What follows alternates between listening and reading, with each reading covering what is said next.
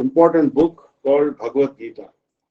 Sarvopanishado gavo dogdha gopalanunna partho vatsa srir bhokta buddham gita mritam mahat.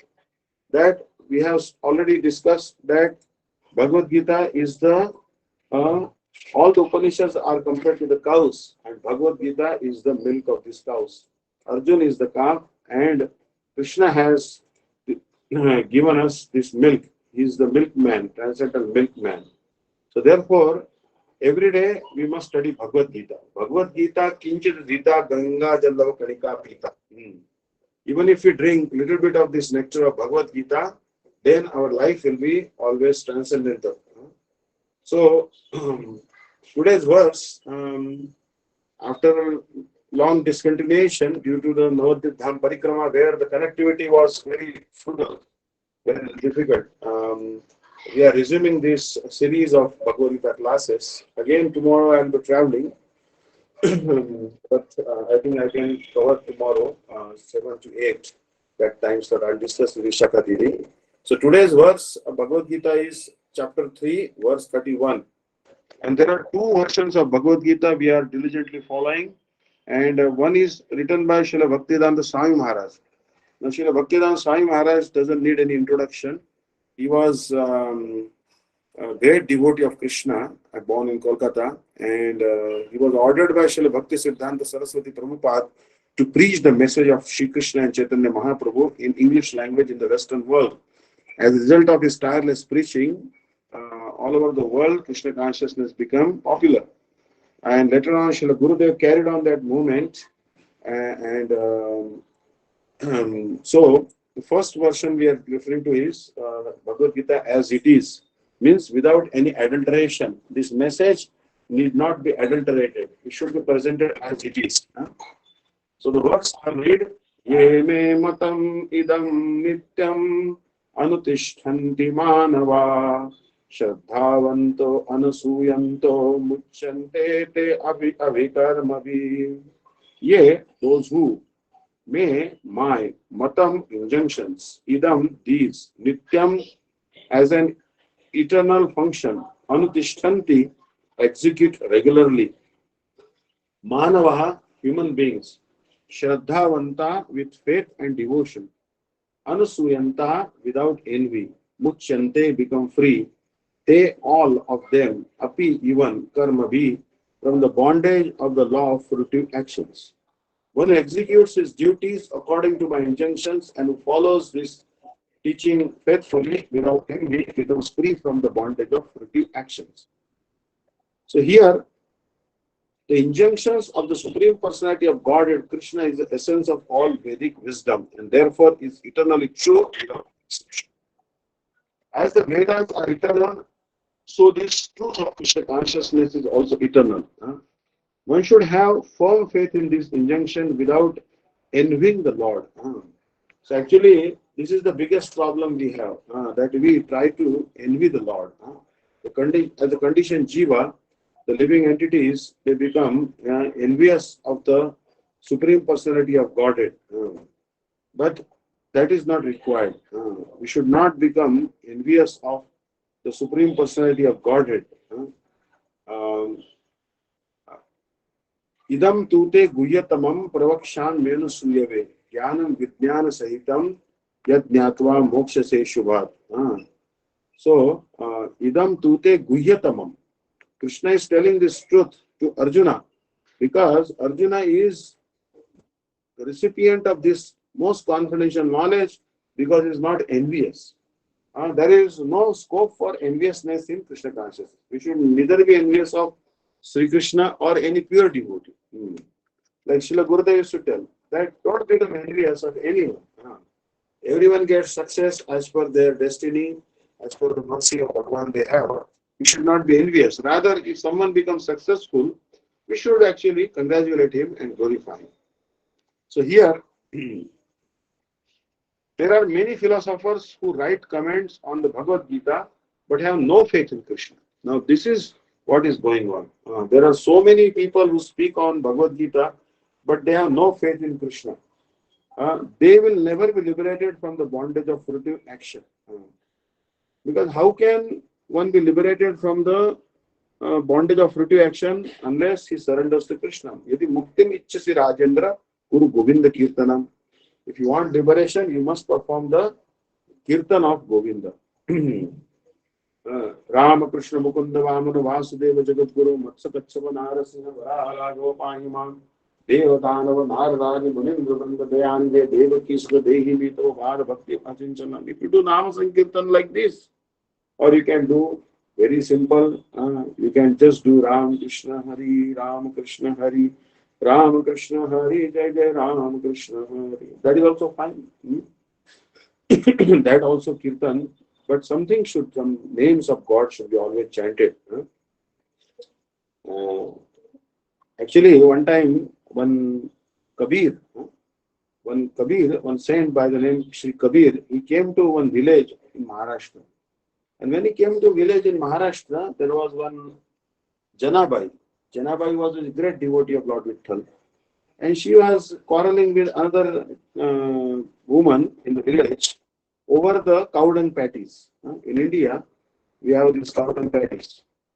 Cow dung patties is the main fuel they use for cooking chapati, rice, like this. So Janabai was telling that she has stolen my cow dung patties. And she has taken her cow dung patties, she has taken my cow dung patties, and actually she has given me her cow dung patties. But Kabir was laughing.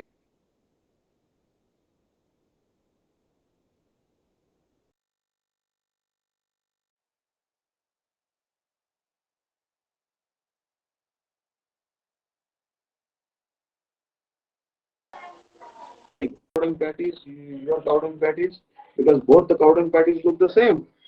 Then Janabai said, you take this cow dung patty, which I have in my hand, and put it to your ear. And Kabir put it to his ear, and no sound was coming. But later on, he took the cow dung patty that other woman was holding in her hand, and he put it to his ear, and the sound Vitthala, Vitthala, Vitthala, Vitthala was coming. It means that while making the cow dung patties, Janabai was chanting the name of Vitthal. It had permeated in the cow dung patties, and the cow dung patties also were vibrating the name of Vitthala. So, the devotees in Maharashtra, they were so much immersed in chanting the names of Krishna, Vitthala. So, we should also be immersed in chanting the names of Krishna, then liberation will come very easily. Bhakti stvai stiratara bhagavan yadisyat daive palakadevya kishora murti mukti swayam mukulitanjali sevate asman dharmartha kama gataya samaya pratiksha. If you have bhakti for Krishna, then liberation will automatically come. Self gratification will come. Wealth will come. All happiness will come. Don't worry. Don't try for any extraneous things. Just try to do bhakti. But an ordinary man with firm faith in the eternal injunctions of the Lord, even though unable to execute such orders, becomes liberated from the bondage of law of karma. One must have firm faith. Firm faith means what? Actually, Shraddha Shraddhe Vishwasa Kohe Sudhra Nishchay Krishna Bhakti Kaile Sarva Karma Krita Hoy. Shraddha Shraddhe. Shraddha means that particular faith that if I serve Krishna, then I am not indebted to my forefathers. I am not indebted to great sages. I am not indebted to demigods. I am simply serving Krishna, so automatically I have absolved my debt of the demigods. The sun is giving us the sunlight, the moon is giving us the moonshine, which nourishes the herbs, the Indra is giving us the rain, and other demigods are also serving. The wind god is blowing and giving us the air. We are indebted to them for our survival. But if you surrender to Krishna, Krishna will ensure that all the debts are actually resolved completely. So therefore, Devarshi Bhutatta Pitrunam Nayam Kinkoro Runincha Rajan Sarvat Manaya Sharanam Sharanyam Gato Mukundam Parivritta Karta. So there are different sages like Vishwamitra who gave us back and we are indebted to them. But if you surrender to Krishna, we chant his holy names, follow Ekadashi, repaid our debt to even the great sages. So therefore, here Krishna is telling, in the beginning of Krishna consciousness, one may not fully discharge the intentions of the Lord, but because one is not resentful of this principle, works sincerely without consideration of defeat and hopelessness, he will surely be promoted to the stage of pure Krishna consciousness. Now here Srila Gurudev is telling a nice thing. Srila Prabhupada is telling that, all right, in the beginning, you may attend only Mangalarti and evening Arati. Then my Krishna consciousness has to go to temple and not sometimes Mangalarti, but only evening Arati and honoring some prasad and doing some Mahamantra Kirtan there. So I used to do like this. So I used to do Kirtan and slowly, I started advancing in Bhakti by hearing Bhagavad-Gita class and slowly. Even if you don't do, Swalpam Appasya Dharmasya Trayate Mahabhayat. Bhagavad-Gita Krishna says that there is no loss and diminution in this process, and even if you practice even little bit of Krishna consciousness, you are not doing anything. But you just stand in front of Bhagavan, fold your hands, and you say Hare Krishna, Krishna Krishna, Hare, Hare Ram, Ram Ram, Hare. Even once in the day, oh, that will also deliver you. That is also very powerful. Even one name, one Mahamantra you chant, oh, certainly it will be very helpful for you in your Krishna consciousness. Understand? So therefore, don't criticize even a Vaishnava or even not initiated devotee if it's chanting even one Krishna name. Don't criticize any Vaishnava. Srila Gurudev is telling that, Krishneti yasya girimtam manasa driyata dikshasti cheta pranatebhishya bhajantabisham shushrushaya bhajana vidam ananya manya ninda dishunya ridimepsita sangalabdhya. When he's chanting the name of Krishna, even without initiation, don't disrespect him. Respect him in the mind. But one who's initiated, then you should try to serve him. And those who are completely free from enviousness to others, and those are fully absorbed in Ashtakali Lila Smaran, like high class Mahabhagavat Vaishnava, then you should completely surrender to them. Everything you have, you can surrender to them. So you see that this Bhagavad Gita is the very simple and very easy scripture. And we should every day read at least one verse of Bhagavad Gita and one verse of Bhagavatam. If you cannot read one verse of Bhagavad Gita, then I would tell that you should read at least half verse of Bhagavad Gita. If you cannot read half verse, 1/4 verse of the Bhagavad Gita. Even you cannot say Dharma Kshetre Kurukshetre Samaveta Yussava Mamaka Pandava Shaiva Kimakurvata Sanjaya. Or you cannot, you have no time. Or you said, no, I have no time for this. All right. You can just say Dharma Kshetre Kurukshetre Samaveta Yussava.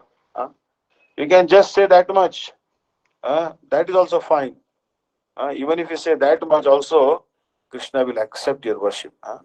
So you see that Bhagavad Gita is such a great scripture. Krishnaya Vasudevaya Devaki Nandanaya Cha Nanda Gopakumaraya Govindaya Namo Namaha. We are supposed to sing at least one verse of Bhagavatam every day. Krishnaya Vasudevaya Devaki Nandanaya Cha Nanda Gopakumaraya Govindaya Namo Nama. All right. I have a problem. I have not very strong memory. All right.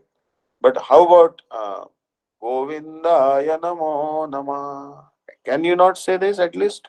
If you know the full verse of Bhagavatam, just last, it is Anushtup Chanda, 32 syllables. Each line has 8 syllables. If we cannot sing the verse of 32 syllables, why not just sing the verse with only the last line of the verse with 8 syllables? Govindaya Namo Nama. Govindaya Namo Nama. Govindaya Namo Nama. Govindaya Namo Nama. Govindaya Namo Nama.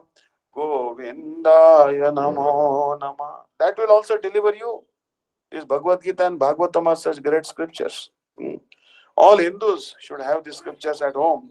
Everyone, every living entity should have these scriptures.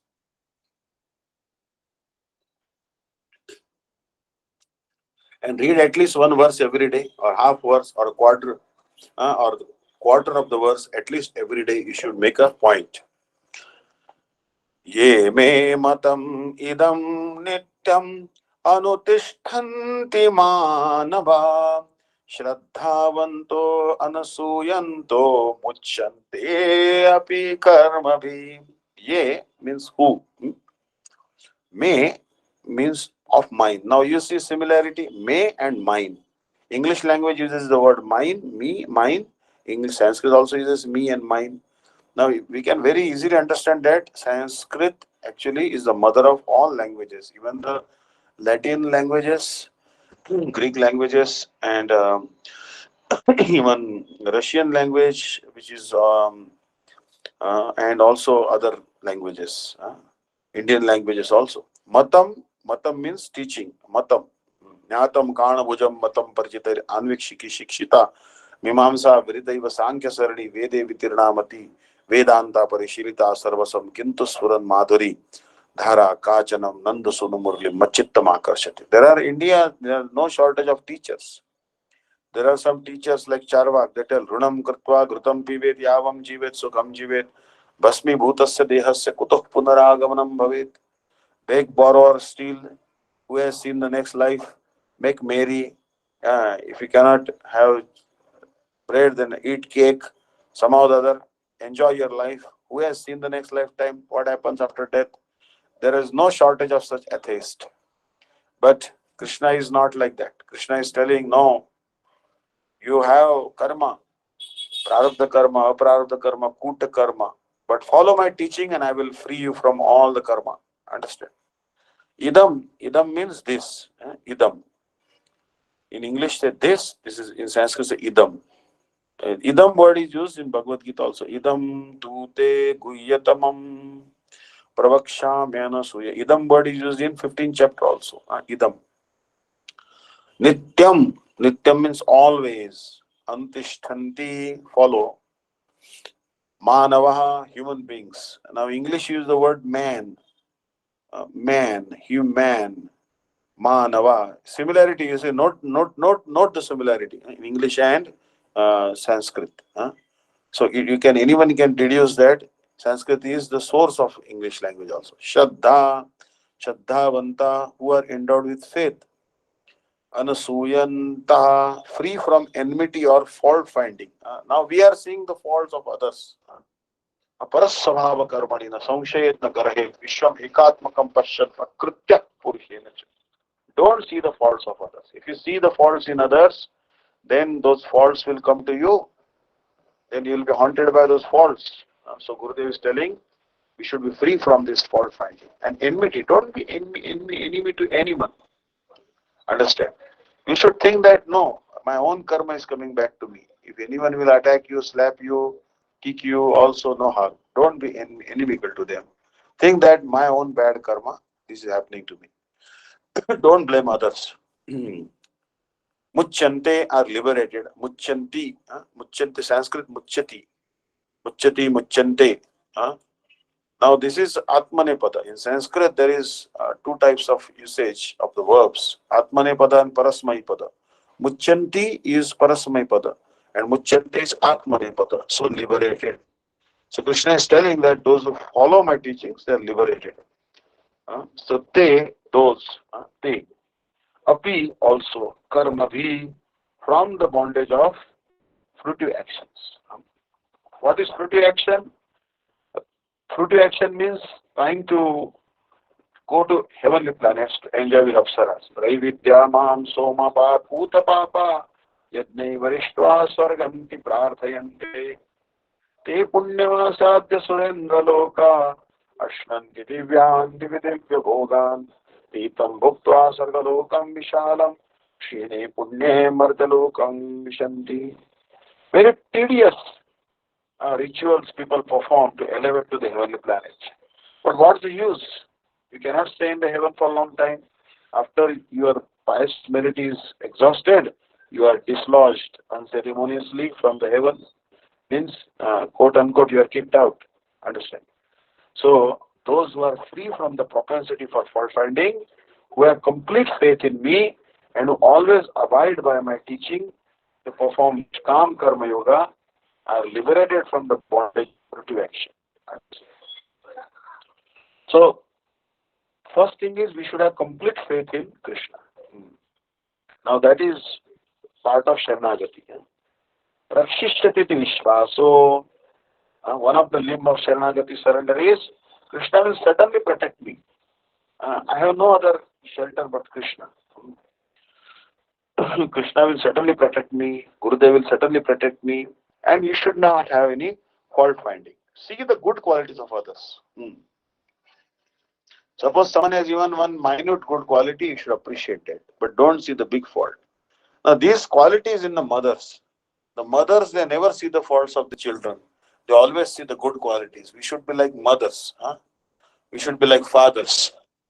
Dhira dhira jana priya priya karo nirmansaro pujito.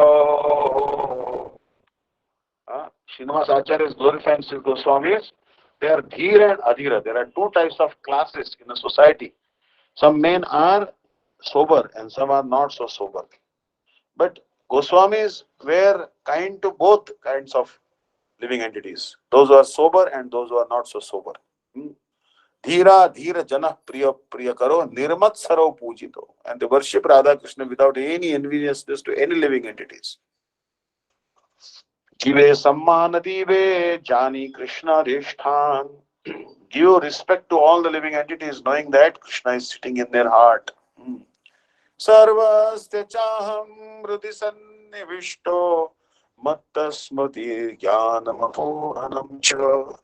I am sitting in everyone's heart as Paramatma. So don't envy any living entity. Don't be envious to anyone. And then in perform Nishkam Karma Yoga. Nishkam Karma Yoga means I am not the doer. I am not the enjoyer. This is called Nishkam Karma Yoga. Karmanneva deshu kadachana mate karma phale hetur mato sangastam akarman. Means karmanneva adhikaraste. You have the right to perform the action, but not to the fruit thereof. So someone who gives up this particular fruitive desire to enjoy the fruit of one's action and dedicate to Krishna, then he is performing Nishkam Karma. Like even you see that many people worship Durga, some people worship Kali, Ganesh, but finally after doing the puja, what they have to say? Shri Krishna Arpanamastu, Shri Krishna Arpanamastu, Shri Krishna Arpanamastu. Means I am dedicating, I worship Kali, Durga, but everything finally offered to Krishna. Understand? Actually, everything, all credit goes to Krishna only. Actually, Gurudev was telling a very nice story. That when this particular war of Kurukshetra was over, that time there was a small quarrel took place between the Pandavas. Yudhishthir said that I am the recipient of this particular victory title. Means the victory should be entitled to me. Because I am most responsible for bringing victory to the side of Pandavas. Because of my religious conduct, Pandavas were victorious. But Bhima said no. Bhima said, actually, I am responsible because I killed almost 99%, I would say, all the sons of Dhritarashtra, I alone killed. And also 90% army of Dhritarashtra also, Duryodhana I killed only. And 100 sons of Dhritarashtra I only killed. So I am more responsible for this victory, so the credit should come to me. Oh, but then Arjuna said, actually, I had killed Dronacharya, I killed Bhishma, I killed Karna. They were great warriors. They were Atirthi, Maharati, Dhurandhar warriors. Credit should come to me. Oh, Nakul Sahadev said that because of our skill in fighting, we won the war. And Draupadi said, it was all because of me the war took place. I was dishonored and it was my chastity that all of you were victorious. So credit should come to me. So that time, son of Bhima, by the name Ghatotkacha, Means Ghatotkacha was born, his head was like a ball, like a pot, like a earthen pot, like a upside, the earthen pot which is turned upside down. So he had no hair, Ghatotkacha. He was born from one female demoness, Hidimba and Bhima. And he had another son by the name Barbarik. So Barbarik, um, uh, when the war began, Krishna asked everyone, how long will it take you to destroy the whole universe? Then Dronacharya said, maybe in half an hour I can destroy the whole universe. Bhishma said, maybe in 20 minutes. Arjun said, in 10 minutes.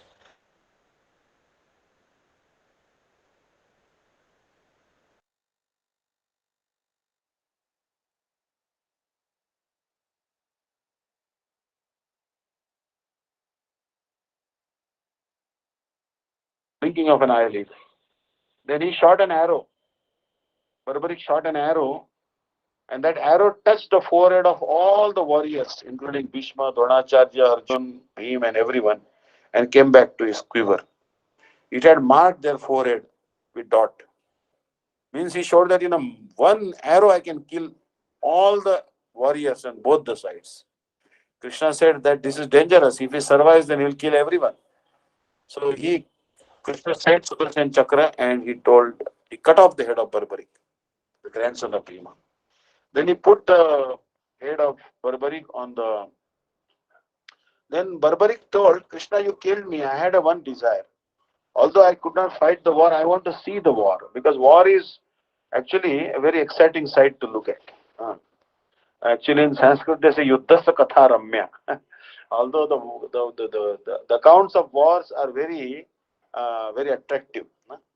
Like if when the war is going on, people like to read newspapers or see it online, see it live on television. I remember once Iran-Iraq war took place. Television had newly entered India, and we used to watch on television. The Scud was very crude missiles they were shooting at each other, Iran and Iraq war, and how Iran was setting the oil wells of Iraq on fire. People were watching with great charm. So Yuddha. So Barbarik had a desire to see the war between Kauravas and Pandavas. So Krishna told him, you sit atop that mountain, your head is still there, so you can see the war. So Barbarik had seen the entire war. And that time they asked Barbarik, Krishna asked Barbari that you tell that five Pandavas are contending, that it was because of me alone the war was won. So who really was most responsible for this victory? Then Barbarik said that actually, smiling Barbarik said that actually neither Bhima nor Arjuna nor Yudhishthir nor Nakul Sahadeva or Draupadi are responsible for this victory. This victory goes alone and alone to Sri Krishna. Because Krishna was manifesting. Another book says that Barbarik told that Krishna was manifesting two forms. In one form, means on the right hand side of the battlefield, he was manifesting a five-headed form with 10 arms, which is the typical Lord Shiva's form, who is the deity of annihilation. Lord Shiva, he has five heads. He's called Panchamukha.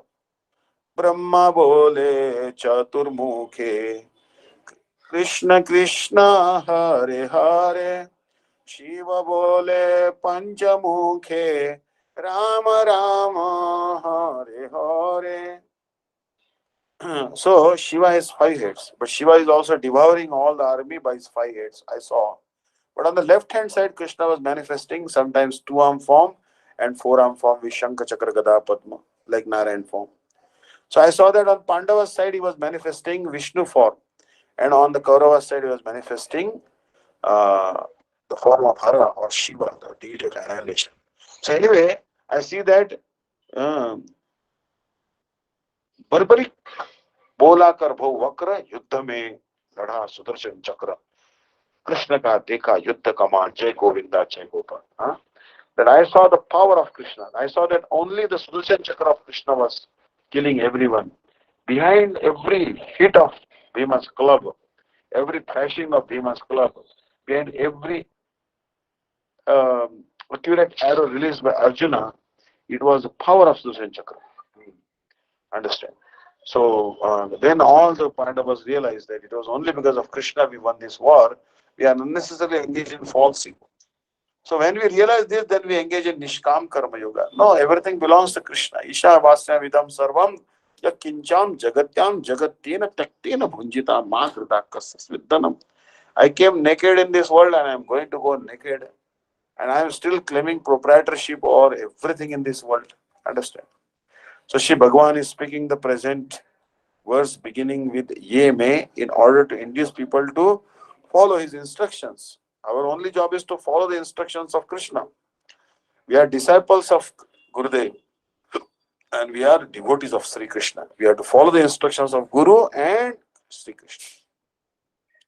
Now verse number 32. Ye tat abhyasuyanto nanutishtanti me matam sarvajnana vimudham stan viddhinashtan achetasa. Ye, those. In English, these, those. These, those. This is plural. Addressing is a noun, pronoun, plural. Tu, but. Etat. Tat, etat. Tat, te, tani. This is actually neuter gender. Tat. This. Abhyasuyanta, envious, fault finding. Na nutishtanti, do not follow. May, of mine. Matam, teaching. Sarva jnana,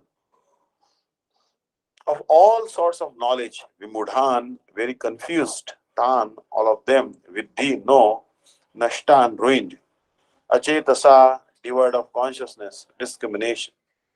But know that those fault-finding persons who do not follow these instructions of mine become bereft of discrimination, cheated of all true knowledge, and ruined of all their endeavors for spiritual, in all their endeavors for spiritual perfection. So Krishna is telling here that fault-finding persons, we should not be fault-finding. We should not find faults in Krishna or in his devotees or any living entities. Bhagavatam says, Suchakasyata gatir bhavet. Does anyone know where this verse comes? Actually, I heard this, that Suchakasyasa gatir bhavet. What does it mean? That if you point a finger to someone, then what will happen? You will also partake that result, sinful reaction. Suppose someone has committed some sin and you point out that sin, then I think half of that reaction will come to you, although you are not committed that sin. Understand? So when you point the faults of others, then you have to share the sin they have committed. Understand? So, and suppose you criticize, then what will happen? Oh, then you have to take all their simple reaction. Understand? So, Krishna's instruction should be followed. Yadi madhumathana tat angri seva rudividati jahati sa viveki tat akhilam api dushkritam triloke kurtam akurtam na kurtam kurtam sarvam. Oh, if you are a very sinful person, he chants the name of Krishna, he'll become free from all the sins. But even a very righteous person, very moral person, he doesn't worship Krishna, then actually he is the worst of the sinners. Understand? Better that a sinner should worship Krishna. He'll be free from all the sins if he worships Krishna. But even a very pious person, very righteous person doesn't worship Krishna, then he's not good. So such persons, what is the instruction of Sri Krishna? Instruction of Sri Krishna is given in the 18th chapter, 65th verse, which is the essence of entire Bhagavad-Gita. Slowly and steadily, we are approaching Bhagavad-Gita conclusion. But now we are at the 3rd chapter. But conclusion of Bhagavad-Gita, Srila Gurudev has already told. Manmana bhava madbhakto madhyaji mam namaskuru mame vaishas satyam te pratijane priyosime. Oh my dear devotee, Krishna is telling, Man, Mana, give your mind to me. Then we can tell Krishna that my mind is already distributed to so many. I had distributed my mind to my mother, my father, my uncle, my girlfriend, my boyfriend, my husband, my daughter, my son, my job, my career. How can I give my mind? I cannot be like gopis. Uh, gopis, they dedicated their mind to Krishna completely. They were not at all interested in. Gurudev told very nice thing. One nice thing. He said there are three abodes. He was commenting on Jaiti Janani Vaso Devaki Janmavado Yaduvar Parishad Swerdor Vir Asyan Adharmam Stirachara Vrjanagna Susmita Shri Mukhena Vrajapura Vanitanam Vardhayan Kamadevam. The entire essence of Bhagavatam is condensed in this verse by Shukdev Goswami. Jaiti Janani Vaso. Jananivasa means Krishna is staying in three places: Vrindavan, Mathura, and Dwarka. But that is a gradation. Topmost place, we all know that is Vrindavan. But the next best place to live is Mathura. And the third best is Dwarka. Now, really speaking, all the associates of Sri Krishna in Mathura are also the associates in Dwarka. But still, Srila Gurudev was telling that Mathura is superior to Dwarka. Because in Mathura, some news of Vrindavan comes, some Harikatha of Vrindavan comes. Some wind touching the bodies of gopis also comes because they are very so close. Taddesha gatamarutena mriduna sanjata romanchaya tadrupankita charu chitra falake santarpayantyadrusham tannamamrita siddha karna putaya tanmarga vatayane tanvya panchama gita garbita gira ratrindivam shriyate. The gopis, they are remembering Krishna when Krishna went to Mathura. But there, what Harikatha the gopis speak, Uddhava also heard in separation of Krishna. He experienced the separation of mood of gopis. And also, Pulindi girls used to come from Purna Pulindevragaya Padabjaraga Shri Kunkumena Daita Stanamanditena Tad Darshana Smarrujatruna Rushitena Limbantyana Kucheshu Jahustatati. These tribal girls, Pulindi, used to collect wood in the forest of Vrindavan. They used to they used to also go and sell this wood in Mathura. And Mathura Ramanis, the queens of Mathura, beautiful damsels of Mathura, used to hear the sweet activities of the gopis and Krishna. So Mathura is little closer to Vrindavan, so some Harikatha of Vrindavan may go to Mathura. But in Dwarka is so far, so Harikatha of Vrindavan doesn't go there. So Dwarka is not as elevated as Mathura. Mathura is more elevated than Dwarka. This was the Siddhanta Srila Gurudev was telling. So here, we should understand that Jaiti Jananivaso Devaki Janmavado. Krishna is actually, some people say that he is the son of Devaki, but this is actually just a rumor. Really, Krishna is son of Yashoda. Brajavasi will never accept that Krishna is son of Devaki. But many times he is called Devaki Nandana like this, in mood of awe and reverence. Yaduvara Parishad Sver Dorvir Asyan Adharma. We accept that Bhima killed Jarasandha. But without the help of Krishna, he could not have killed Jarasandha. Because Jarasandha was equally strong as Bhima. But Krishna told him, bifurcate him from anus to head. So 1 feet this side, 1 foot that side, 1 hand this side, just bifurcate him in half. Just slice him in half. But every time Bhima would slice him, he would get joined. Then Krishna told him that you just throw the pieces in opposite direction so that they don't get joined. And Krishna also told Bhima the trick of killing Jarasandha. He said Jarasandha cannot be killed by hitting him by the club. You can only kill him because he was born when one female demon has joined the two parts of his body. He came to life. So he can be killed if you bifurcate him from the anus till the head. So Krishna only helped Bhima. So although Bhima killed Jarasandha, credit goes to Krishna. In this way, Krishna ensured that the entire earth became free from burden of the demons. The kings were disguised as the demons were disguised as the kings. Understand? So, so Krishna is telling that we have to follow this true knowledge. If we become envious of Krishna and we don't follow his instructions, then we will be cheated of the true knowledge.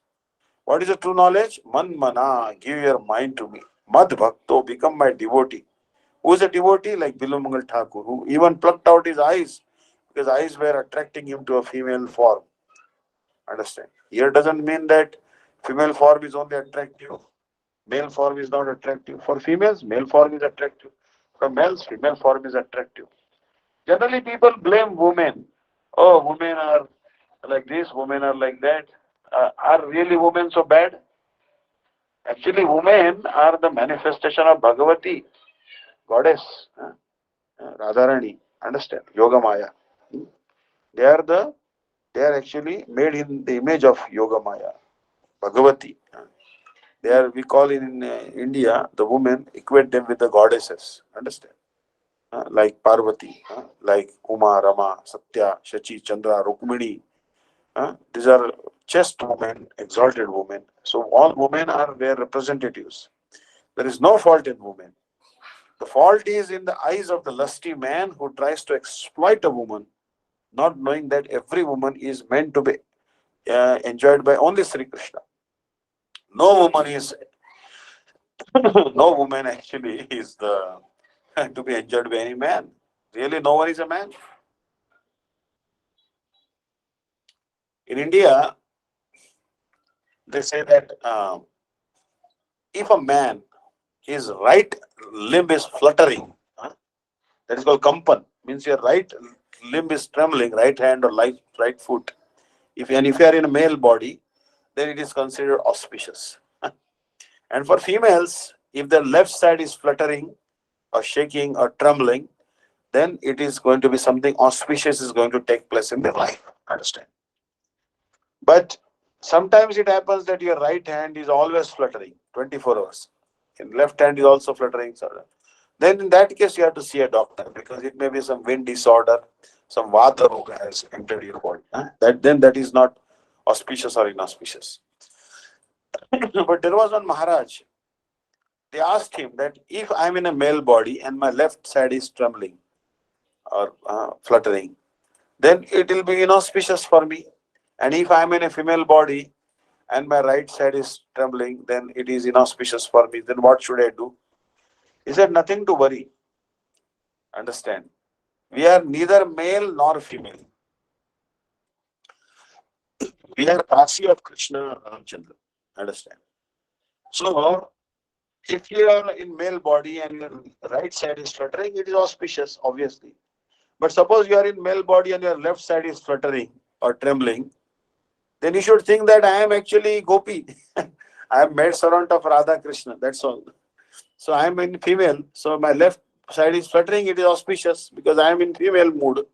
Understand? Then it will all be auspicious. Whether your right side flutters or left side flutters, it will not matter to you anymore. Understand? So actually, there is nothing inauspicious in this world. Even if that something is apparently inauspicious, is actually auspicious in the long run. Understand? It is only the perspective, uh, through perspective, you have to look at the world. Understand? If you look at the world through proper perspective, then you realize that everything that is happening is auspiciousness. Understand? So, and Krishna is giving us some trouble just to make us humble. Otherwise, we will not be humble and will not be able to perform devotional service if everything goes smoothly. Understand? So, in speaking this verse, beginning with Manmana Abhamat Bhakto Madhya Jimam Namaskuru, Mam can you not offer just obeisances to Krishna? Namaskar. No. Give up your false again, fold your hands in front of Krishna.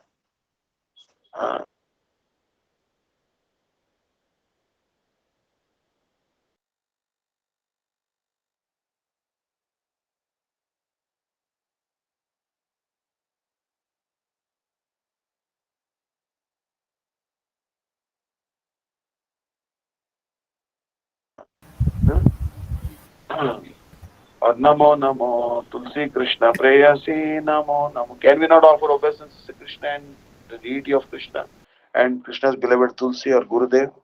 Very easy process. Madhya Jimam Namaskuru. If you cannot even do deity worship, just offer pranams to me. Ekopi Shri Krishnasya Krita Pramo Dashashvamedhava Bhrutena Tulyam Dashashvamedhi Punareti Janma Shri Krishna Pranamina Punarbhavaya. If you offer even one obeisance to Sri Krishna, oh, you never have to take birth again. You may do many Ashwamedha, still you will not be liberated. But if you do pranam even once to Sri Krishna with humility, oh, you will be liberated. So in speaking this verse, beginning with the words Yetu, Bhagavan is explaining the evil effect of not following his instructions. What will happen if you don't follow the instructions of our Gurudev or Krishna? Will fall in problem. So we are looking at now Srila Bhakti-Vidanta Swami Maharaj purport. In this purport he is telling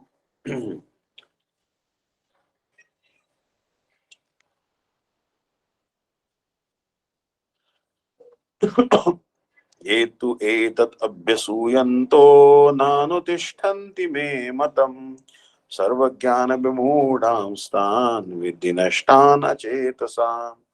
Ye those two, however, etat this abhyasuyanta asuya. Asuya actually means enviousness. Asuya, anasuya. Anasuya is the wife of Atri Rishi. She was not envious. And she actually, the three demigods, three gods, Brahma, Vishnu, Mahesh, went to cheat her. But rather they could not cheat her. Rather they got cheated her themselves. Understand? They became her sons. Anasuya. We should not be Asuya. We should be like Anasuya, not out of envy.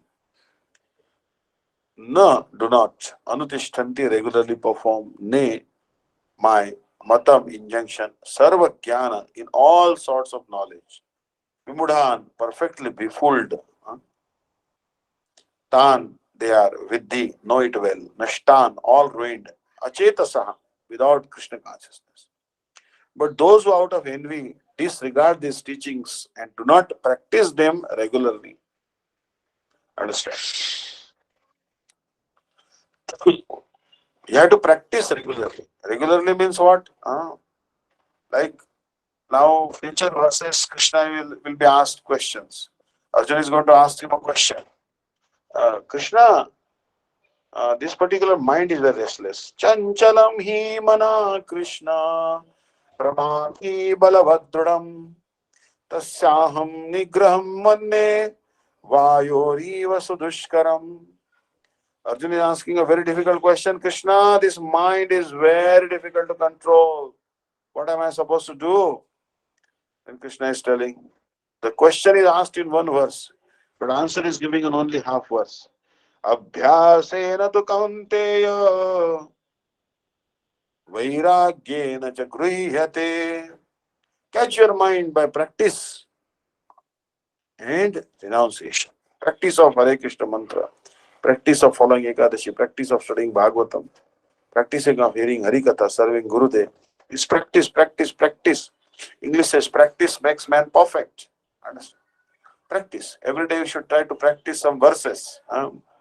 Repeat the verses 100 times, 200 times, 300 times. Automatically it will be memorized. Our previous acharyas, their mind was not restless like our mind. Oh, they used to remember one verse and chant remembering the meaning of that verse. Dushtve chandramasi praluptatamasi vyomanganastheyasi surjan nirmala tejasi tvaigate duram nijapreyasi Shwasa kairava koragayati mukam tasya sarojiyati shirodiyati manmatopi vidragdruk chandrakantiyati. They will take some verse and they will meditate on the meaning all night. They don't know how the night has passed. Remembering that verse is mantrama upasana. They were so absorbed in remembering the meanings of the mantras, verses, that they had no external sense. They were fully absorbed in chanting. So those who don't practice these teachings of Krishna, They are bereft of all knowledge.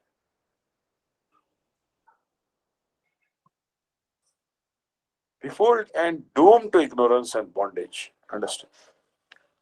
So those who don't follow, see, like the followers of Shankaracharya, they also perform Vyasa Puja. Vyasa Puja is performed by everyone.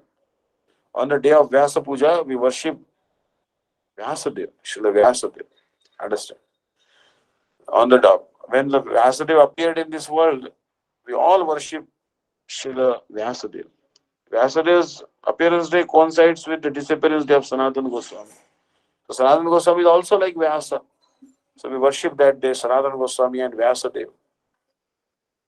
Understand? So Vyasadeva, what he gave us? The knowledge of Krishna consciousness. So Gurudev is also representative of Vyasadeva. So we have to follow the instructions of Guru, not fashion. I take a Guru, then I take initiation, and then I grow long hair. Then sometimes I take some drugs also, marijuana, this, that, and no put tilak, no kantimala. Oh, I am initiated. No. You should not. Once we get initiated, then Areba, I will not commit sins again, like Jagai Madai. Jagai Madai did so many sinful activities before they were given mercy by Chaitanya Mahaprabhu and Nityananda Prabhu. But after they were given mercy by Chaitanya Mahaprabhu and Nityananda Prabhu, they never performed sinful activities. They never slid back to their original lifestyle. They always stayed out of Maya. So as there is punishment for disobedience to the order of the Supreme Executive Head, so there is certainly punishment for the disobedience of the order of the Supreme Personality of Godhead. There are the laws. There is Indian Penal Code. There is Constitution of India. There are civil laws, criminal laws. There are property laws. There are financial laws. All the sectors, manufacturing sector, financial sector, service industry, and public sector, government sector, they all are governed by certain rules, regulations, and laws. But all these laws are subservient to the law of Bhagavan Sri Krishna. The sun will rise on the eastern horizon and set on the western horizon. This is Bhagavan's law. And sun will never dare to defy this law. Understand? So, a disobedient person, however great he may be, is ignorant of his own self, of the Supreme Brahma and Paramatma, and the personality of Godhead, duty of vacant heart. So we should not be disobedient. Srila Gurudev was telling. Suppose Gurudev will tell you, my dear disciple, you go to Vrindavan. We are in Mathura now, you go to Vrindavan and go and call that man. Tell him that I have invited him to meet me. Just give my message to him or give him this book in Vrindavan. And also invite him to come to me to Mathura. If Gurudev says like this, and the disciple will say, how can I go to Vrindavan? I don't know how to go to Vrindavan. How will I find his house? And suppose even if I find his house, if that person is not there at home, then what will happen? And suppose this book you are telling me to give Gurudev, but if I forget this book, or someone steals his books on the way, what will happen?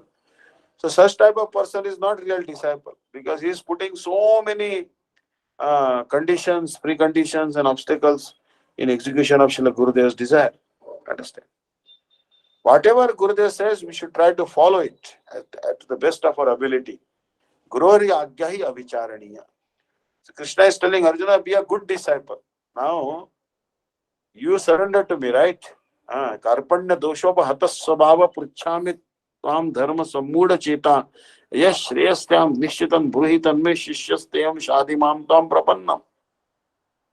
When you are afflicted by miserliness, you surrender to me. And you said, Krishna, I am yours now. I am your disciple. You can control me, correct me. So now, Arjuna, you have to follow me. If someone doesn't follow me, then he's not a good devotee. Understand? Krishna is telling. A disobedient person, however great he may be, is ignorant of his own self and the Supreme Brahman and Paramatma and the personality of Godhead due to a vacant heart. What is a vacant heart? Suppose some tears come in your eyes. You are hearing Hari Katha and some tears come in the eyes. Don't show them to others. Cry secretly. If chanting the holy name, tears come for Krishna or Gurudev or Vaishnavas in your eyes, don't show those tears to others. Otherwise, those tears will never come back again. You lose that progress. Don't show your bhakti to others. Keep your bhakti in a airtight container. Suppose you don't keep camphor, which is very volatile in nature, in a airtight box, then camphor will evaporate. Bhakti is also like that. Bhakti is extremely volatile. And then, if you just speak very high Siddhanta to unqualified persons, then what will happen? You lose all the bhakti and your heart will be like vacant. Then you go, Gurudev, I'm chanting for 30 years. I have no realization. How can you have realization? How can possible? Because we are speaking Harikatha to unqualified persons and we're speaking too high. If you speak too high or too dry, bhakti will vanish. Don't speak too high, Siddhanta. No. Gurudev forbade that. Otherwise, our heart will become vacant. All the realizations will vanish from our heart. So, it is very important to study Bhagavad-Gita very, very carefully, diligently. So, next time, our verse will be 333. All threes. So, please make note of this. But again, because preaching means traveling, some assignments come, parikrama comes, programs come.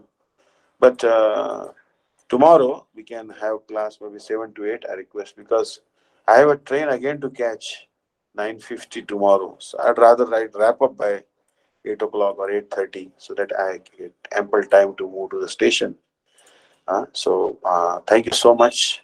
And I apologize for some gap in our classes, but it is due to the Navadvip Dham Parikrama where connectivity is very, and India is a very big country. When you travel from one region to another, from the southern region to the eastern region, it takes invariably 24 hours or more. So we are accustomed to traveling, like one day, 30 hours sometimes. It's not like an Hawaiian island of Kauai or Maui or Hilo also. That 3 hours time you can circumambulate the entire island. Not like that. It's actually a very big country. From Kashmir to Kanyakumari and from Mumbai to Kolkata. 2 days. But now, by the tireless effort of Narendra Modi, Nitin Gadkari, our transport minister, the fast trains, bullet trains are slowly starting. Tejas. There is one particular line of trains called Tejas trains.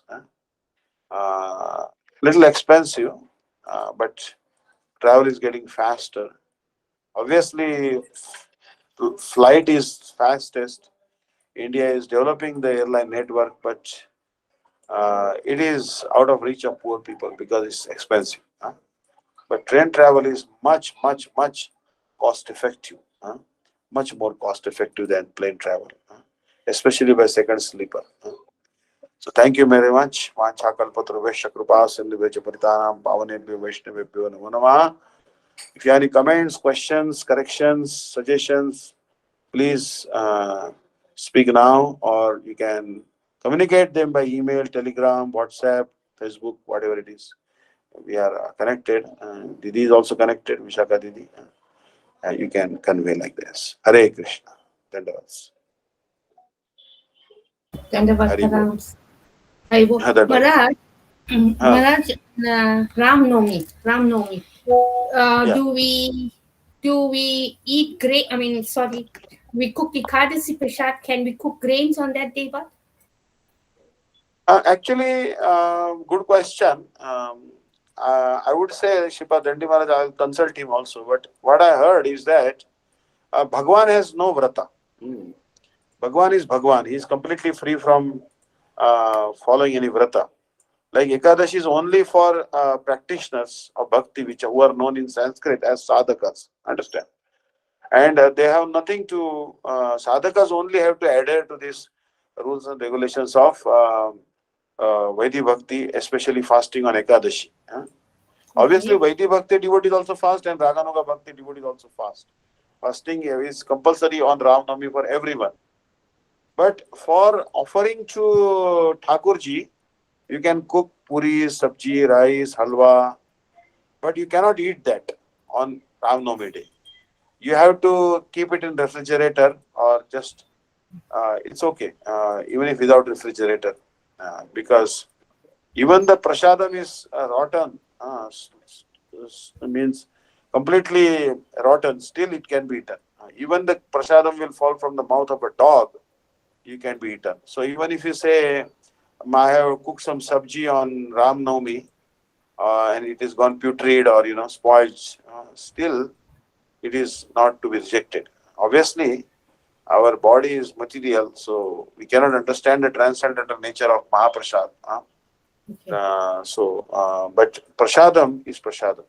So Ram Navami day you can cook as many offerings as you like for the pleasure of Lord Ramchandra, but you cannot honor them on Ram Navami day. You have to honor them next day on Dashami day. You can distribute them among the devotees. You for yourself, for the devotees who are fasting, I think the Ram appeared at noon time. He is called Ramachandra, means his name is suffix Chandra is there, but he was not born in the moon dynasty. He was born in the sun dynasty. And he appeared at 12 noon.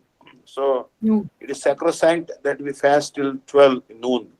After that, we can accept the Ekadashi preparations. Ekadashi preparations, namely potatoes, groundnuts, any various types of fruit, water, milk like that, especially jaggery, sweets like that, we can take. So, halwa, um, generally they make halwa from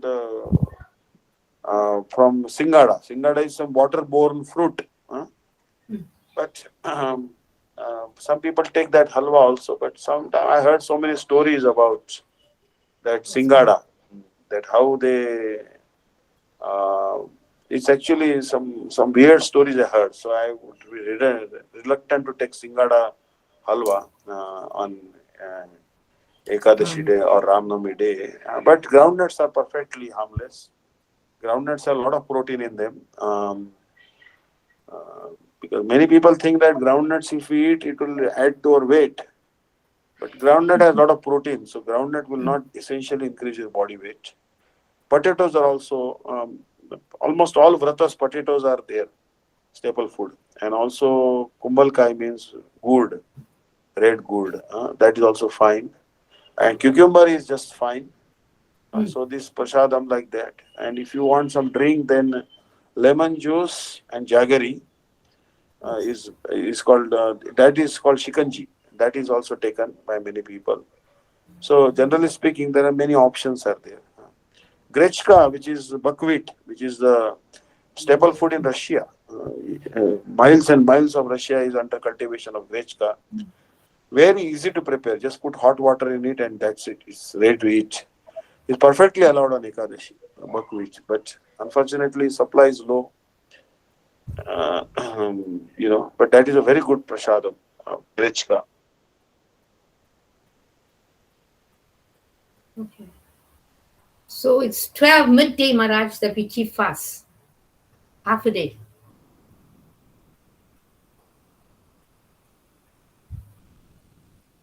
A type of millet. Quinoa you cannot take on Ram Navami day. Because quinoa is a type of grain. It's a type of forbidden grain. You can take it on other days, but not on the Vrata day. It will break your Vrata if you take quinoa. Understand? Or any millet. Any millet. Like that. Bhagar or Varai or Morai, that is also a type of millet. So essentially, Lord, Ram Navami should be observed like Ekadashi. But if you cannot do Nirjal, you can do noon time, you can take prasad once, and evening time also you can, if you are very hungry, evening time also you can take. My favorite is sweet potato. Sweet potato is just you cook it and eat it. But now, Shripa Dandi Maharaj, he told me that there was one tailor in Bangalore, his name was Babu. He had heart problem. a young age, he had heart attack. He found a doctor in Coimbatore. This doctor in Coimbatore, apparently, he recommends eating raw vegetables. Raw vegetables, just raw vegetables. And Maharaj requested me to follow that diet because I was having problem. I was in Hosur and then my waist problem and I could not even get up properly. Then joint pain. So like this problem started cropping up. So I confided with Maharaj and then Maharaj told me that lot of devotees in Babu Prabhu, Balram Babu, and also his brother-in-law and his tailor Babu, and they all are following Sripad Dandi Maharaj himself. Now simply munching on, the first thing they are doing, they are making the juice from raw vegetables. Now which raw vegetables? That the drumsticks, there's also cucumber and bell flower, bell pepper and all those. Like in India called Shimla mirch and and also radish and all that. Anyway, so there is a website, I can forward that, but it's in Tamil language. It's called Coimbatore Clinic, like this, vegetable clinic. So I was familiar with this approach. There were some Dr. B.V. Chauhan. He's also advocate of raw food. Raw food actually. So basically it is raw foodism. Devoid of any vegan. Vegan means vegetarian food devoid of milk products. And one type of veganism is actually raw food. So, and then the B.V. Chauhan goes to another extent and he says that Bhagwan himself is telling us to be raw food. He quotes a verse from Bhagavad-Gita, Patram pushpam phalam toyam yo me bhaktya prayachati tadaham bhakti apavrutam ashnami prayatatmana. In this particular verse, Bhagavan is telling that someone offers me patram, means a leaf, especially leaf here means tulsi leaf. Pushpam means a flower. Phalam means a fruit. Toyam means water. So Bhagavan is telling us to offer these four things: a leaf, fruit, flower, and water. So Dr. B.V. Chauhan, he is telling that Bhagavan is asking us these things, offer me this, and you eat that also only. He is not telling us to offer grains. So why take grains? He said, oh, grains is bird food. It is not for human beings, for birds. I said, all right. But Sripad Dandi Maharaj told me that the diseases are increasing so much. India is having very large problem with heart attack. Last week we lost Shri Chandrasekhar Prabhu and like this. So many young people are also dying due to heart attacks. So this is actually an inexpensive solution because you're saving on a gas cost, your electricity cost, and no cooking is involved. You simply have to extract the juice from these vegetables and then eat also like this. So those who are suffering from extreme, they can try it out. I'm trying myself from today onwards, and today I munched on. So it's okay because it's easy.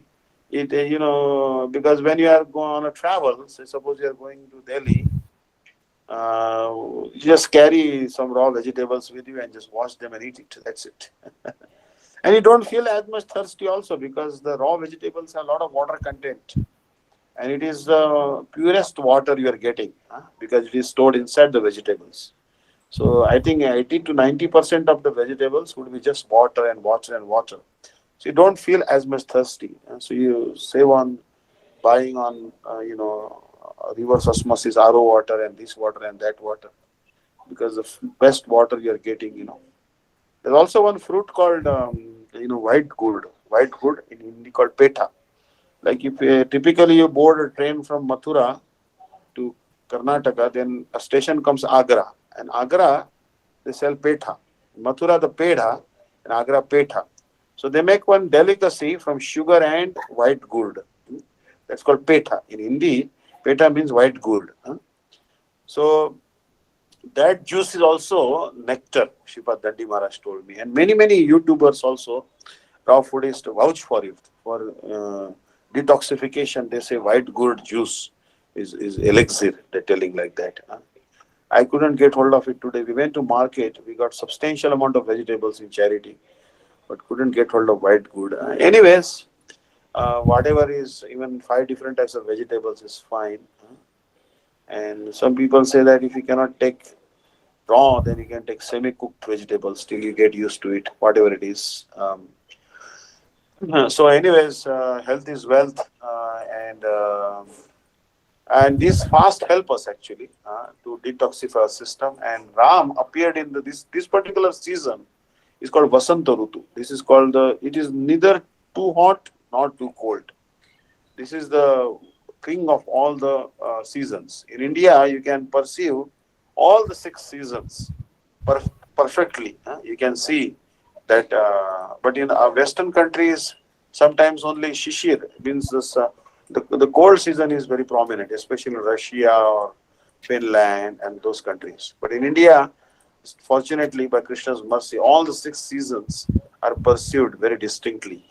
So this particular season which is going on is called Madhava. This is named after Krishna, Madhava. So sometimes Radharani says Madhava. So, some gopi may ask Radharani, are you aspiring for Madhava? Radharani says, no, I am not aspiring for Madhava, I am aspiring for Vasanta. And means like Madhava has 2 meanings. Madhava means the spring season and Madhava means Krishna. So Radharani says, no, I am not aspiring for Krishna, but I am aspiring for spring season.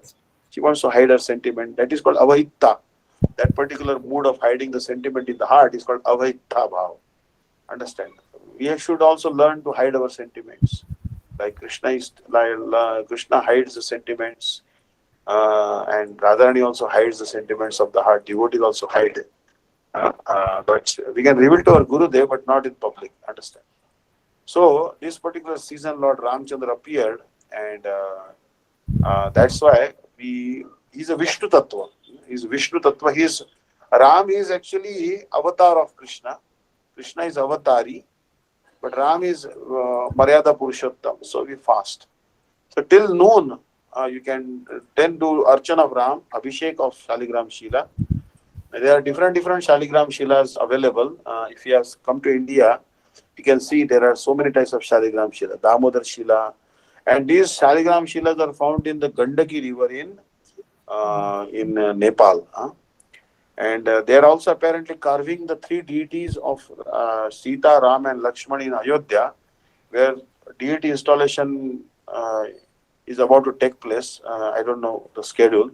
But I think I heard that all 3 deities will be carved from Shaligram Shilas. The Shaligram Shila, Gurudev was telling that they have naturally gold inside it.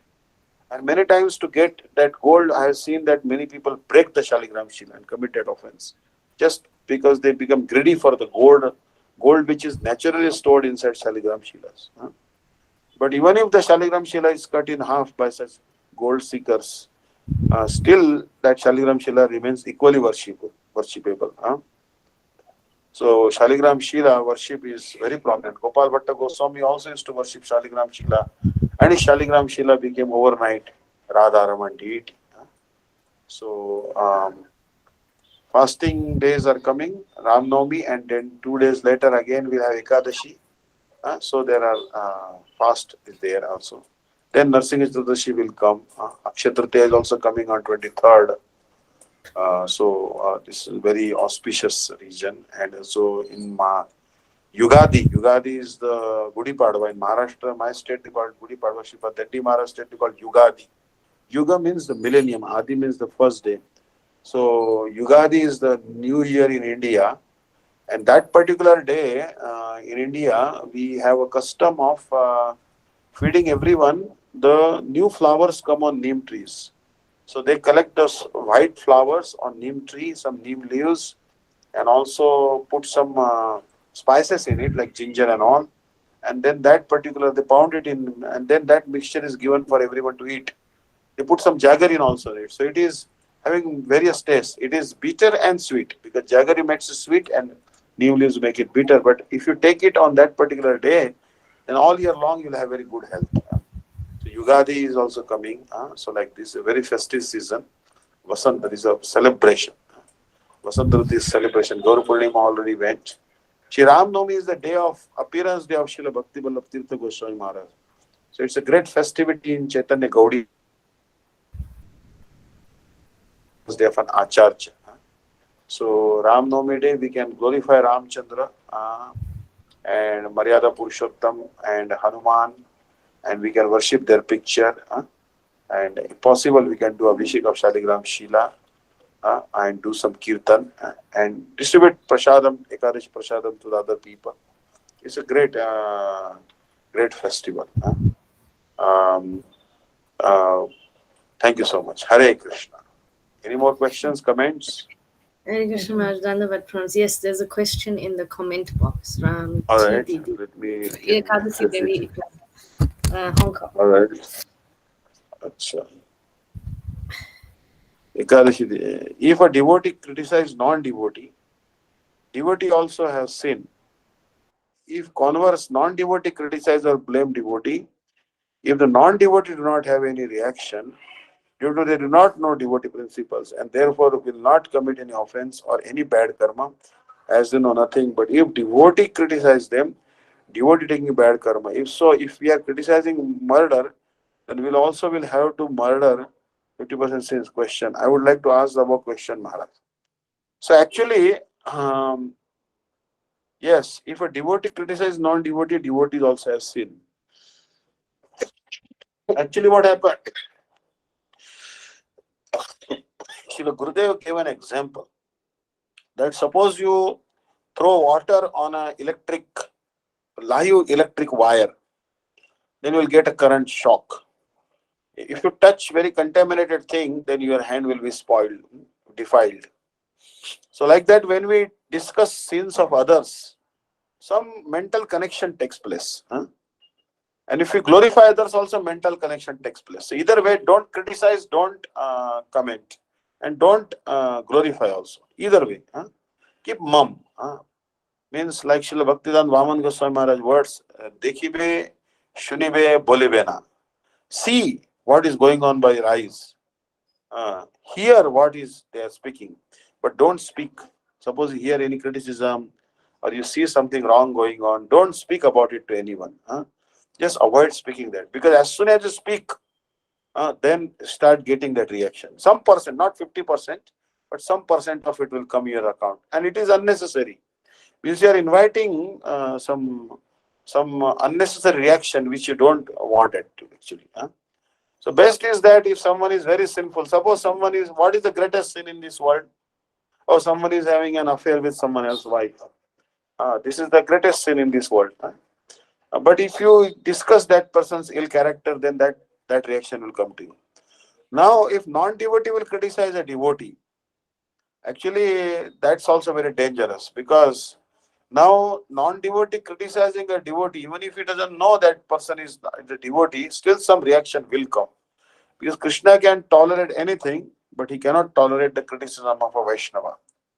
So I'll give an example that Gopal Chapal, he criticized Shiva's Pandit. He brought some eggs, meat, fish, wine, and placed outside the house of Shiva's. He was not a devotee, Gopal Chapal, but he criticized the great Vaishnava Srivas, not knowing his greatness, that is Narad Muni. As a result, he got leprosy. So even if you are not knowing that Vaishnava is so great and you criticize him, and if he's a very exalted Vaishnava, reaction will come. But obviously, Krishna will see that this person is ignorant, but still reaction will come. So therefore, even non-devotees should be very careful. They should not criticize devotees or hurt devotees. Hanti nindanti vidveshti. Vaishnavanam navinandanti. Darshane jati no harsham patatani shat. So this particular verse, Srila Gurudev quotes in particular book called Bhakti Rasamrita Sindhu Bindu.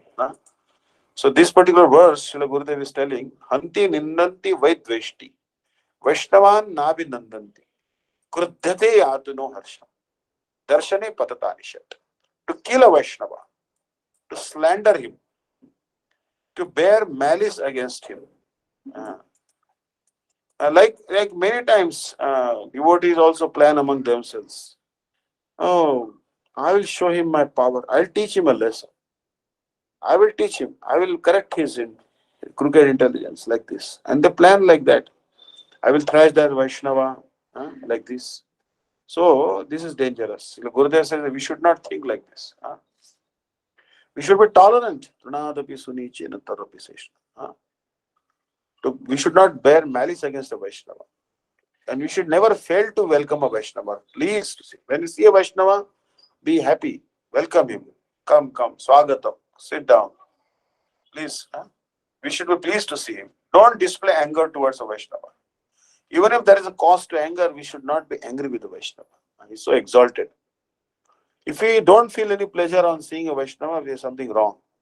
Actually, what happens, Srila Gurudev was telling that sometimes heart becomes so hard due to criticism of Vaishnavas, due to offending Vaishnavas, that a person who is offending a Vaishnava doesn't even know that he is offending a Vaishnava. He starts justifying his actions. Yes, what I did was right. I must have chastised him. I must have beaten him up. I must have troubled him. I must have kicked him like this. They start justifying and they feel that they are righteous. Although what they have done to a Vaishnava, beating him, thrashing him, kicking him, was actually totally wrong. Understand? But because the heart becomes like hard due to offenses, then what is wrong starts appearing right. And what is right starts appearing wrong. This is a very severe due to Vaishnava Aparadh. This type of contorted, distorted vision comes. Understand? Misconception starts rising in the heart. The severe offense to criticize a Vaishnava, to beat up a Vaishnava. So certainly, yes, if you are a non-devotee and you offend a Vaishnava, then it is a very bad karma. You will get reaction for that.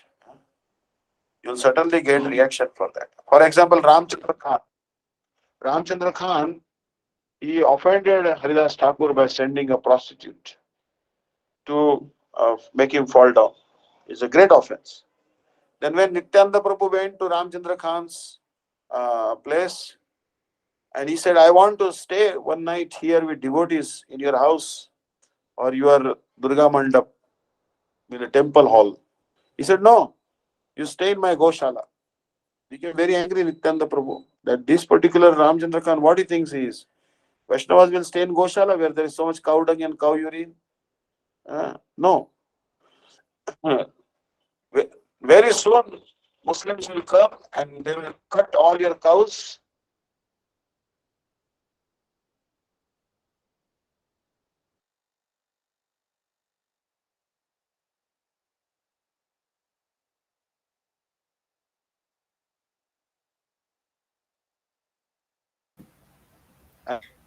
Totally Krishna ruined, Maharaj, that's all. we couldn't hear you, sorry. Yes. So, Nityananda Prabhu cursed Ramchandra Khan that you will be totally ruined. That's all. And then Muslims came the fifth day when Nityananda Prabhu left that place. Muslims came, they plundered all the wealth, they collected all the male persons, bound them to the ropes and beat them, chopped off their heads, and molested the family members, female family members, cut the cows, and cooked the meat of cows, ate it there in his house. The whole village was destroyed. This is called Mahad Aparadh. Understand? Mahad Aparadh. Because Ramchandra Khan was a non-devotee and he offended Haridas Thakur, and then even Nityananda Prabhu, as a result, he got a very severe reaction. Understand? So we have to be very careful. Even non-devotees have to be very careful that they don't offend Vaishnavas. Krishna cannot tolerate, Krishna can even tolerate offense to him, but he cannot tolerate offense to a Vaishnava. Understand?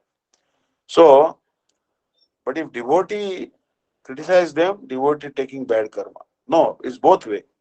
If devotees criticize non-devotees, they will get some sin. But if non-devotees criticize devotees, they get aparadh. Understand? Any activity that is done against Vaishnava becomes aparadh. And if any activity done against the interest of a non-devotee becomes papa. Sin is dangerous, but aparadh is even more dangerous. Understand?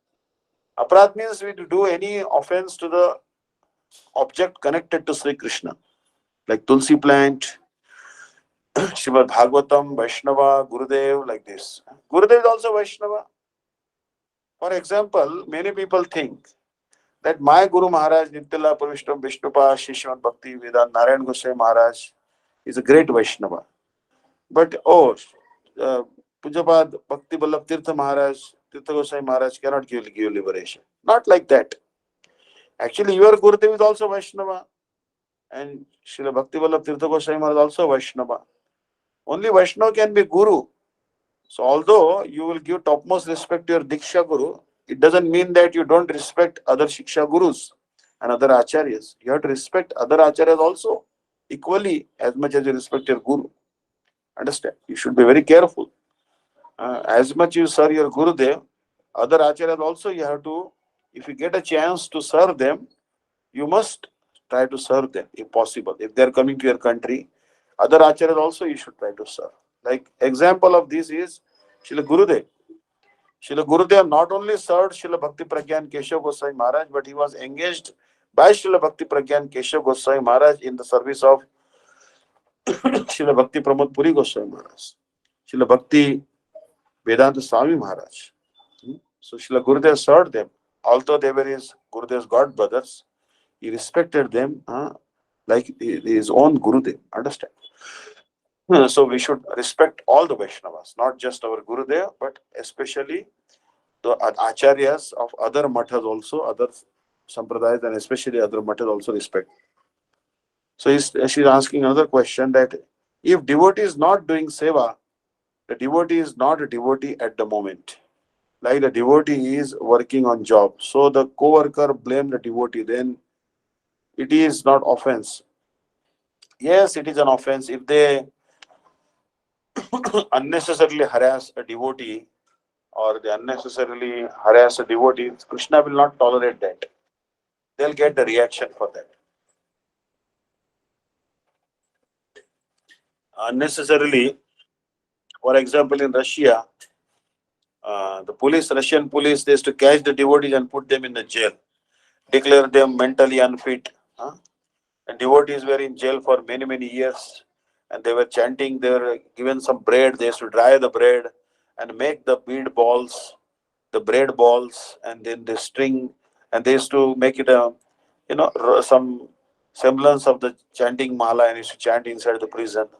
Many atrocities were conducted on the Vaishnavas. Suddenly, non-devotees will get reaction for that. Many times in America, there I heard that there were Hell's Angels. Hell's Angels are like skinheads.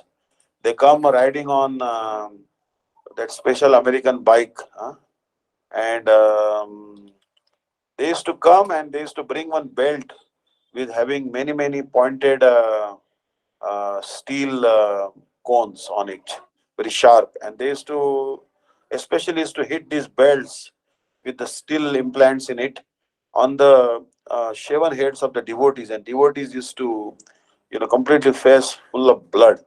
So many atrocities non-devotees and committed, Hells Angels and other non-devotees, envious persons committed on Hare Krishnas. But there was one disciple of Bhaktivedanta Swami Maharaj, his name was Karandar. Karandar also one time, he saw one skinhead, he attacked devotee and devotee was bleeding. Then he actually also hit that skinhead, badly beat them. All skinheads ran away. When Srila Gurudev joined the mud, Gurudev joined from a very heavy department. This was called police department. And when Gurudev joined, there was Navadip Parikrama was there, and around that time, only 5 days Srila Gurudev had joined the mud. Many vegetable vendors came to Devananda Gaudiya Mutt, in front of Devananda Gaudiya Mutt, to sell their produce, vegetables. And some devotees came out and they wanted to purchase large scale vegetables for Parikrama. So, because so many devotees and pilgrims had come, and there was some, in India there is a heavy bargaining goes on when you are selling vegetables. Generally, the vegetable vendors have a notorious to quote you double the price. And if you are in, say, American body or Chinese body, then they'll quote 4 times or 5 times as much price. Understand? And if you are not from the same state and you don't speak their language, they tell you at least double or triple the price. Understand? This happens everywhere.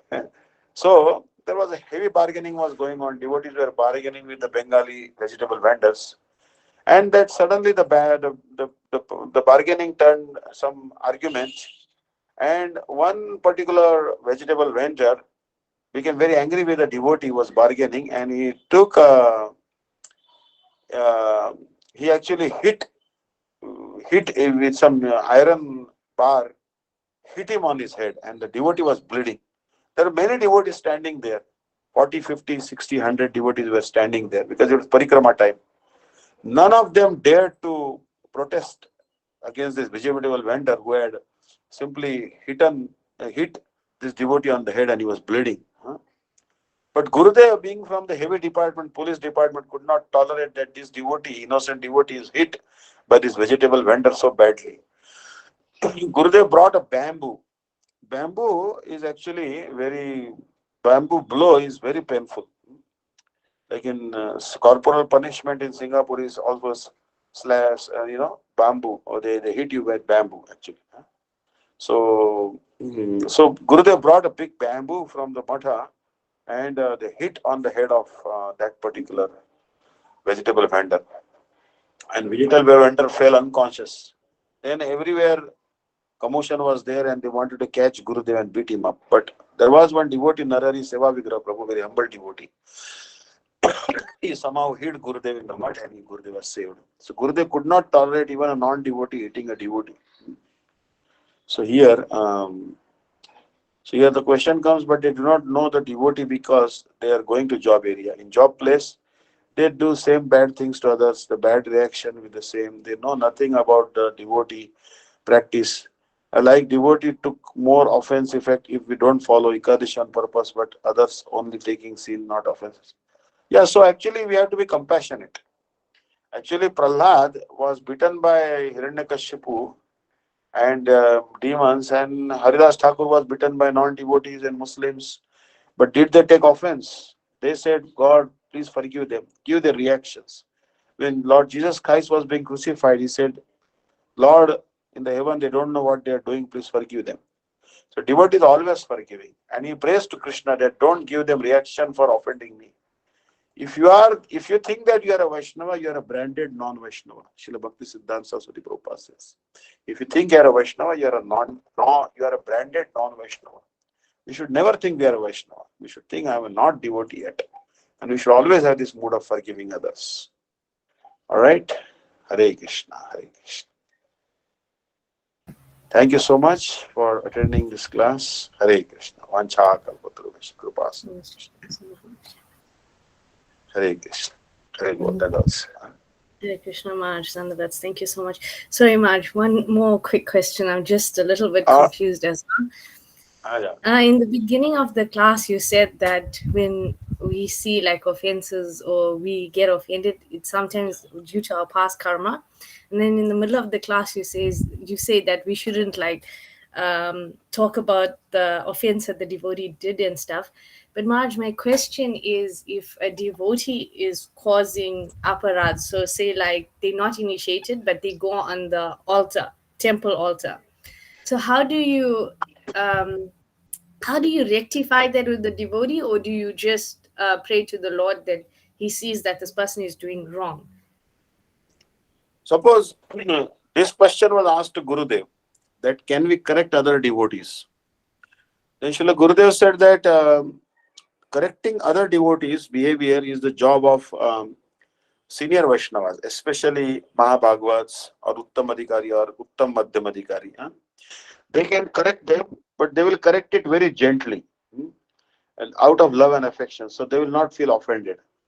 Suppose we are Madhyamadhikari, Kanishtha and we try to correct our god brothers or god sisters or someone, then they will not get corrected, rather they will become inimical to us. Understand? So we should pray to Gurudev and Krishna, and then they will arrange that some Mahabhagavat will come and will tell them to not do what they are doing. Understand? So that is also some factor, because they do it so gently. Like Narad Muni. Narad Muni saw that Nalakuvar and Manikri were bathing naked in the river Ganga. Narad Muni cursed them. Actually, it was not a curse. He gave them benediction that you will have darshan of Krishna at the end of Dwapar Yuga. Understand? So, pure Vaishnavas are so loving and affectionate that they correct them. He corrected Nalkuvar and Manikri, but actually blessed them. But if we try to correct our god brothers, god sisters, then we'll only increase enemies. Then in that such situation, we should just avoid correcting them, rather tolerate and pray to Krishna, as we are saying, or to Gurudev. Or you can bring it to Srila Gurudev's notice if necessary. Gurudev may take some corrective action, but directly taking action is not good. But Gurudev is also Antaryami, and their Gurudev, suppose they have a different Gurudev, then that Gurudev is also Antaryami.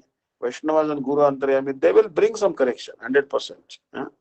Krishna himself will also seeing everything what is going on. He will also bring correction.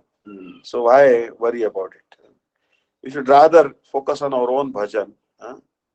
But suppose you are taking a role of a guru, then it is your duty to correct them, correct the disciples, because you have taken their responsibility. Then you have to tell lovingly and affectionately to not do certain things. Like certain things you have to avoid like that, gently. Or if you are in a role of a Shiksha Guru. For example, many devotees came to Srila Gurudev from Srila Bhakti-Vidanta Swami Maharaj, disciples. Then Srila Gurudev explained to them the mantras of Gayatri mantras. They had forgotten, many of them had not remembered. They had not chanted Annik for many years now, for decades. Gently Gurudev corrected them, told them what to do, what not to do, what is good practice, what is not good practice. Understand? So Gurudev was gently correcting. I was saying that yesterday Srimad Madhav Maharaj was speaking, and Srila Gurudev was correcting him during his speech.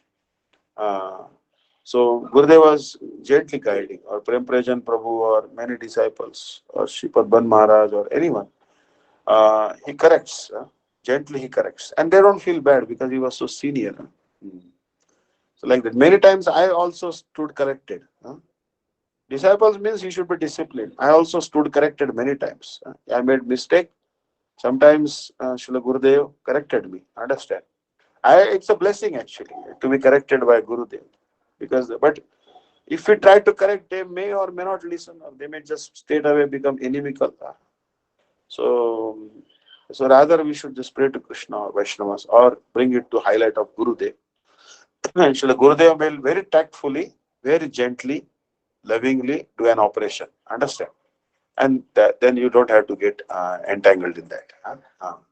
Otherwise, contemplating on the faults of our god brothers and god sisters, we lose our own bhajan. What is the point? Rather, leave it to Guru and Krishna. Let them correct. Understand? Hari Bol. Hare Krishna Maharaj, thank you so much. So Maharaj, tomorrow, Dandavat Prams, we're gonna adjust times, you said. Yeah, actually my train is 9:50, so I would say 7 to 8. You have any class tomorrow with Sripad Dandi Maharaj? No, Maharaj, it's just with you. Only on Thursday and Saturday with Sripad Bhakti-Vidanta Dandi Maharaj. So we can have tomorrow maybe 7 to 8, or 7 to 8 is fine, or say Indian time. Indian time, yeah. 7 to 8. Is that okay? Sure, no problem, Maharaj. We'll just all right. on the post at the change of time. Yes, 7 to 8, and then I'll be reaching tomorrow night. I'll be traveling. Then I'll be reaching day after tomorrow morning to Hosur. That is Tuesday. So then evening again Tuesday we can have class. I hope so. No problem. Okay, you let us know when you reach Maharaj, and if you're okay to give class, then we will. Yeah, I will, because India is suffering from viral fever. Sripad Dandi Maharaj also see that his voice was not so good. Yes. I was having cough, and lot of devotees, they complained all over India. There is a sudden rain. There was a cyclone in the Odisha. So and there suddenly rain came in Tirupati, and the water flow came from Kapil Tirtham. So weather is changing so much. So people are falling sick, and there is a rumor of H3N1 virus or something. Basically, our immune system is compromised. So any virus or bacteria, not to blame, It is our own immune system which is to blame. Like in bhakti, if we are not able to chant, we blame other devotees or circumstances. But rather it is our own conviction which is jeopardized. Understand? Not other devotees are not to blame. So like that, um, um, we blame this virus and that virus. So immune system actually has compromised. So that's why Srimad Nandi Maharaj always tells the novel ways to improve your immunity by proper diet or particular medicine, or cow urine and everything. The whole purpose is to have strong immunity. So bacteria will always be there, viruses always be there, but immunity is strong, then they will not affect us. All right. Hare Krishna, Hare Krishna. Hare Krishna. Dhanabat Pranam, Guruji, Dandavad, Maharaj. Didi. Hare Krishna. I hear you said some that Krishna is not the son of Devaki, but is the real son of Yashoda. Is it because she grew him up from small and she gave him the sanskar that she had by training him? Actually, what happened on Gaur Purnima day, I was reading this tattva. The birth of the Supreme Personality of Godhead is not, Srila Bhakti-Siddhanta Saraswati Prabhupada was telling that the birth of the Supreme Personality of Godhead is not like the seminal discharge of the father into the womb of the mother, and then her egg is hatching, and then, and the conception that takes place due to sperm and the egg. That is not how the Supreme Personality of Godhead is born. Actually, it is heart-to-heart transaction. Means Vasudeva Maharaj uttered the mantra, means 12 syllable mantra.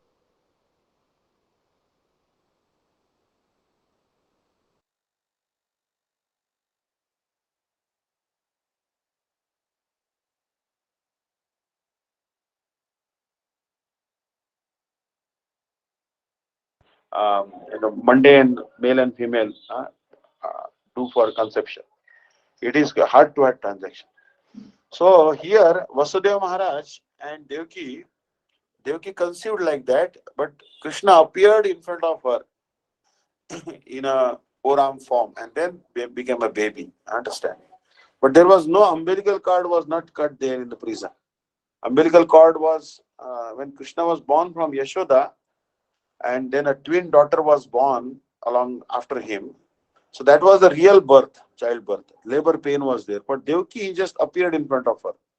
First appeared in a four-arm form, adult form, a teenager form, and then he became like a baby by the prayer of Devaki. And he also suckled her breast also. Understand? So Devaki actually did not give birth to Krishna, but Krishna just appeared in front of her. She is actually Aditi in past lifetime, and Vamandev was her son. She had this parental mood for Krishna. But Yashoda, our acharyas have told time and again that Krishna was born from the womb of Yashoda. But Yashoda could not realize that, Krishna is born from her womb, and because she was so much tired by labor pain. And a daughter is born also, she couldn't recognize. After Krishna was born, she became almost unconscious. And then a baby girl was born. That baby girl was taken by Vasudeva Maharaj on his head, and she became Yoga Maya and kicked Kamsa. And Vasudeva Maharaj, he brought that Devakinandan Krishna, who is a plenary manifestation of Yashodanandan Krishna. Yashodanandan Sri Krishna is Avatari, the source of incarnations. And Vasudevanandan Krishna is his expansion, or Avatar. Understand? So that Devakinandan Krishna merged in Yashodanandan Krishna. So this is the Siddhanta given by Srila Jiva Goswami Pad in a book called Gopal Champu. Understand? So it's Srila Gurudev has told that that's why this Bhagavatam indirectly it is told Jayati Jana Nivaso Devaki Janma Vado. He is actually son of Devaki. He is actually son of Yashoda. Jayati Jana Nivaso Devaki Janma Vado. And there are many such indications are there in Bhagavatam which says that Krishna is indeed the son of Devaki, he is indeed the son of Yashoda and Nanda Maharaj. Nandastu Atmaja Utpanyo, Jata Lada Mahavana. Nanda Maharaj begot a son, Atmaja, Atmana Jayate. From his own body, a son came. Also, Pashupa Angri Jaya. He is born from the Pashupanga Jaya. Brahma says that Krishna is born from the body of Pashupa, one who takes care of cows, Nanda Maharaj. So very clearly, Krishna is the son of Yashoda. But because Parikshit Maharaj was more attached to this, he was having a relationship. Because Mathuradish Krishna was related to Parikshit Maharaj. That's why Shukdev Goswami may have said that Krishna is son of Devaki. But actually, just to encourage Parikshit Maharaj. But really, Krishna is the son of Yashoda only. Wow. Hare Krishna. Thank you. Hare Krishna. Hare Krishna. Thank you so much. Hare Krishna. Hare Krishna. Hare Krishna. Hare Krishna. Anup is not there today, Anang Mohan Prabhu. I'm here, Gurudev. All right, Jedvani. Yeah. Shri Shri Guru Gauranga Gandharva Giridhari Radha Vinod Bihari Ji ki jai. Om Vishnu Parashtotara Srimad Bhakti-Vidanta Vishnu Daivata Goswami Maharaj ki jai. Om Vishnu Parashtotara Srimad Bhakti-Vidanta Ni Goswami Maharaj ki jai. Nityale Pravesh Vishnu Parashtotara Srimad Bhakti-Vidanta Narayan Goswami Maharaj ki jai. Nityale Pravesh Parashtotara Srimad Bhakti-Vidanta Vaman Goswami Maharaj ki jai. Nityale Pravesh Parashtotara Srimad Bhakti-Vidanta Swami Maharaj ki jai.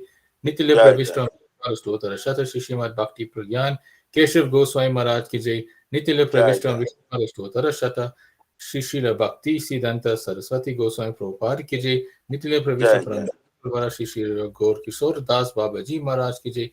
Nityale Pravishtam Shishila Nanda Bhakti Vinod Thakur ki jai. Nityale Pravishtam Vaishnava Sant Goma Shishila Jagannath Das Babaji Maharaj ki jai. Shri Gauriya Vedanta Chari Baladev Vidya Bhushan Prabhu ki jai. Shri Vishnu Chakravarti ki jai. Shri Narottam Srinivas Raman Prabhu ki jai. Srila Krishna Das Kaviraj Goswami Prabhu ki jai. Shri Rupa Sanatana Bhat Jeev Gopal Bhada Sukna Sat Goswami Prabhu ki jai. Shri Sarup Damodar Ramanandari Shri Gaura Prasada Vind ki jai. Namacharya Shri Haridas Thakur ki jai. Prem Sakar Shri Krishna Chaitanya Prabhu Ananda Shri Advaita Gadadhar Shiva Sati Gaura Bhakta Vind ki jai. Shri Antadip Mayapur Shri Madhudip Godrumadip Madhyadip Koladip Ritudip Janu Dvip Modra Drumdrip Rudati Patmakar Shri Navadip Dham ki jai. Shri Shri Radha Krishna Gopal की गो गोवर्धन द्वारिज वनत मकार श्री वज्रमंडल की जय श्री राधकुन श्यामकुन गंगा यमुना भक्ति देवी की जय Shrimati win देवी की जय श्री पूर्णमास योगमाय की जय श्री गोपेश्वर महादेव की जय श्री जगन्नाथ बलदेव सुभद्रा सुदर्शन चक्र जीव की जय श्वेत मंडल की जय सर्व विघ्न विनाशकारी श्री नरसिंहदेव की जय भक्त विभार श्री प्रहलाद महाराज की जय चार धाम की जय चार संप्रदाय की जय चार चाय की जय अकर महाराज श्री चैतन्य की जय श्री केशव जी गौरी मर ओ तत्सत समा की जय ग्रंथ श्रीमद् भागवतम की जय शरणागत कीर्तन की जय अनंत कोटि वैष्णववृंद की जय समगात भक्तवृंद की जय गौर प्रेमानंद हरि हरि बोल जय जय हे हरि हरि बोल क्षमा कर दया कर राधिका कृष्ण हरे Krishna Krishna Krishna Hare Hare Hare Ram Thank you so much, devotees. Hare Krishna. Dandot pranams. Thank you so much, Mark, and we'll see you tomorrow. Thank you, dear devotees, for joining in today. So tomorrow we'll start a bit earlier, and I will send the timings now. So tomorrow everyone's ready to come onto class. And I see there were two new devotees. Thank you and welcome to the classes. So we have more classes of Srimad Bhakti-Vidanta Vishnu Daivata Maharaj when he is available. So please do join in. We like to see you more often. So yes, thank you, Maharaj. Vancha Kapatsurabhyashti Akri personally be with you. Kripa Sindhu Vivacha Pradana Pavanebhyo Vaishnavabhyo Namo. Dandas. Hare Krishna Maharaj. Dandavad pranams. Hare Krishna, dear devotees. Dandavad pranams. Hare Krishna. Dandas. Hare Krishna. Hare Krishna. Thank you.